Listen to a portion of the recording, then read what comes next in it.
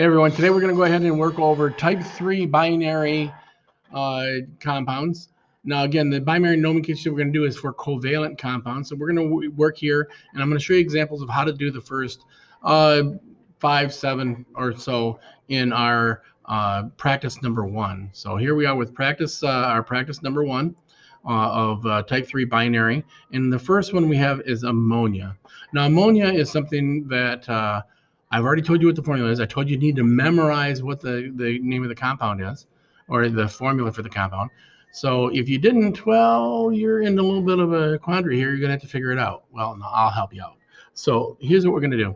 We're going to give you the actual nomenclature name. The nomenclature name would be nitrogen,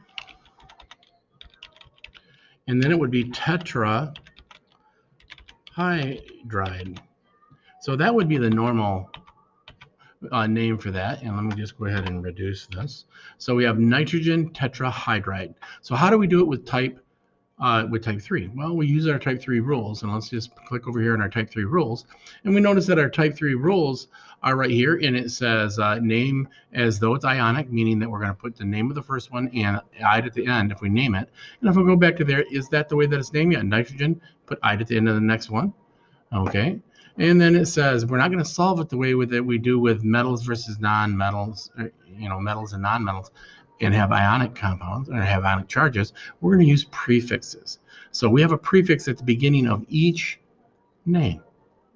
Okay, but let's go back and look at the first thing here. Well, there's no prefix on nitrogen.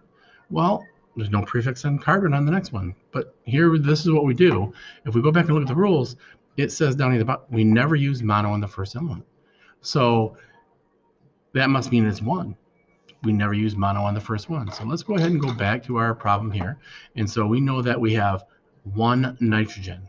So we're going to come in here, and I'm going to put nitrogen, and I only have 1 of them. So no subscripts. And then we have hydride. Well, hydride. Well, we take the ending off because remember we put "ide" at the end. So hydrogen. So let's go back and let's look at, well, hydrogen's right there. So it's H. So we're going to go back over here. We'll put H. And now we have to put a subscript in. Now the subscript is going to be the tetra. So if we go back to our rules and we see tetra, well, tetra is 4. So we'll go back here and we're just going to put a subscript of 4.